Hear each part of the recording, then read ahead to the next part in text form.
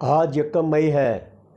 यौम मज़दूर मनाया जा रहा है दुनिया भर में और मज़दूरों के हक़ में बड़ी बड़ी तकरीरें की जा रही हैं। 1 मई वाक़या शिकागो तो पूरी दुनिया को याद है, लेकिन इससे कई गुना बड़ा वाक़या जो मुल्तान में हुआ वो शायद किसी को याद नहीं।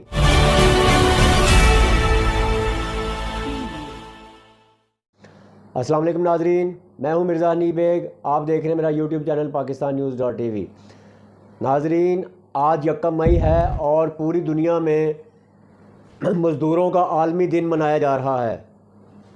गैर मुमालिक में तो इस दिन को मनाने से शायद मज़दूरों के हक़ में कुछ बेहतर हो, उनके हालात में कुछ बेहतरी आए, लेकिन पाकिस्तान में सवाए ये लफाजी के और कुछ भी नहीं है। और चंद लोग तकरीरें करके अपनी आलमाना बातें करके और वो उसके बाद फिर मज़दूर बेचारे वैसे का वैसे, उनकी हालत में एक रत्ती बराबर भी फ़र्क नहीं पड़ेगा।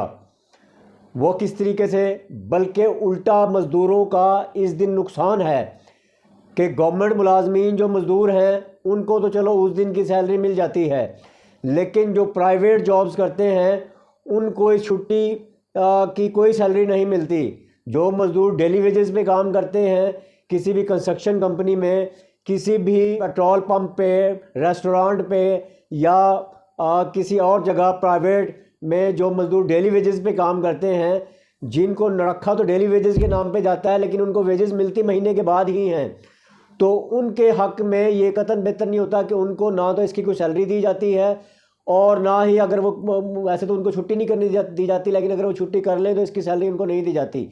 और जो बेचारे आम दिहाड़ीदार मज़दूर हैं जिन्होंने ईंटें ढोनी है, बजरी रेत ढोना है और घरों की तामीर में हिस्सा लेना है, उन मज़दूरों के घर में तो उस दिन फाका होता है। ये कभी सोचा है हमने? ये आज तक हमने नहीं सोचा। और दूसरा, जो 1 मई जो पूरी दुनिया को पता है यौम मज़दूर, और शिकागो में जो 1886 में वाक़या हुआ 1886 में, और वो वाक़या क्या था, उस वाक़े में कितने मज़दूर जहाँ भाग हुए, कितने लोग जहाँ भाग हुए, ये मैं आपको बिल्कुल कंफर्म बता दूं कि उस वाक़या में 1886 में अमेरिका के शहर शिकागो में टोटल 7 पुलिस वाले और 8 सिविलियंस जो हैं वो कहे जाते हैं कि वो हलाक हुए, जबकि 60 के करीब कहे जाते हैं कि वो ज़ख्मी हुए। लेकिन शायद किसी पाकिस्तानी को या दुनिया में किसी शख्स को शायद ही पता हो कि मुल्तान में कॉलोनी टेक्सटाइल मुल्तान में ये 1978 में ज़ियाउल हक के कहने पर, कॉलोनी टेक्सटाइल मिल में ज़ियाउल हक के कहने पर पुलिस, रेंजर्स और पैरा मिलिट्री फोर्सेस ने बेचारे पुरअमन एहतजाज करते हुए मज़दूरों के ऊपर फायर खोल के 200 के करीब अफराद को शहीद कर दिया। और इस तमाम वाक़े की तफसीलात ये हैं कि भुट्टो ने तमाम जो हमारी इंडस्ट्रीज़ थी उनको नेशनलाइज कर लिया था।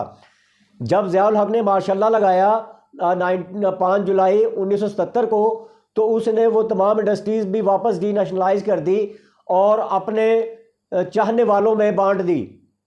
उसमें जब ज़ियाउल हक मुल्तान में कोर कमांडर रहा था तो उसकी दोस्ती मुल्तान के सेठ मुगीस शेख से हो गई थी, जो उन 22 अमीर तरीन, पाकिस्तान के अमीर तरीन ख़ानदानों में शुमार जिसका होता था, जो पाकिस्तान के कुल मालिक थे, कुल असासाजात के मालिक ये 22 ख़ानदान थे जिनकी तिजोरियों में पाकिस्तान का सरमाया हर वक्त मौजूद होता था।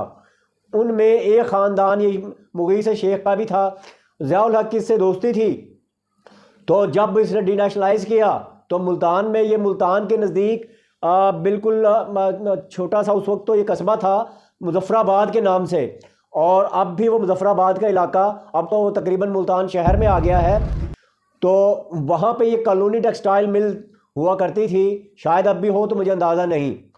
भुट्टो दौरे हुकूमत में मज़दूरों को हर साल दिसंबर के महीने में 1 माह की तनख्वाह बतौर बोनस दी जाती थी, लेकिन इस दिसंबर 1977 में जो है उनको जो है वो बोनस नहीं मिला, तो उन्होंने हड़ताल की और 2 जनवरी 1978 को इस दौरान ये 3 दिन उनके मुज़ाकरात होते रहे, लेकिन मुज़ाकरात किसी नतीजा नहीं निकला मुज़ाकरात का। तो 2 जनवरी को मुगीस शेख की बेटी की शादी थी। उस शादी में ज़ियाउल हक साहब भी शिरकत जो है करने गए। तो जब मुगीस शेख ने अपने दोस्त, उस वक्त के चीफ मार्शल एडमिनिस्ट्रेटर ज़ियाउल हक को बताया कि मेरे उस फैक्ट्री में तो जो है वो हड़ताल है, मज़दूर हड़ताल पे हैं, तो उसने फौरी तौर पे पैरामिलिट्री फोर्सेस को ऑर्डर कर दिया कि इन बेचारे पुरअमन मज़दूरों, निहत्थे मज़दूरों के ऊपर फायरिंग कर दी जाए। और उस वक्त फिर रेंजर्स ने, पुलिस ने और पैरामिलिट्री फोर्सेस ने मिलकर उन निहत्थे मज़दूरों पर फायरिंग की, जिससे बकौल एक्शन के people's labour union action committee के बकौल 200 के करीब अफराद जो है वो शहीद हुए और सैकड़ों जो है वो ज़ख्मी हुए।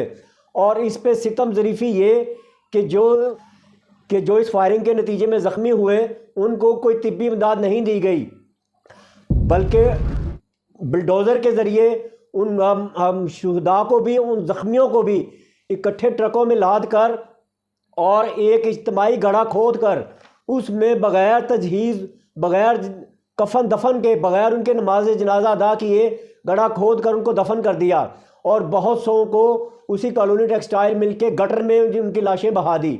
तो ये जुल्म हुआ है जो हमारी यंग जनरेशन को, नौजवान नस्ल को तो कतई भी पता नहीं होगा, लेकिन बहुत से दूसरे लोगों को भी शायद नहीं पता। तो हमारा काम है कि इस जुल्म और बर्बरियत को और इन सरमायादारों की साम्राज्यत को, ये जो घुमंड इन सरमायादारों को पैसे का होता है, इसको हम दुनिया तक आम करें। और मैं देखता हूँ मेरे इस पैगाम को आप कितने लोगों में शेयर करते हैं। और मिलते हैं इंशाअल्लाह अगली वीडियो में। इसके साथ ही मुझे इजाज़त दीजिए। अल्लाह हाफ़िज़।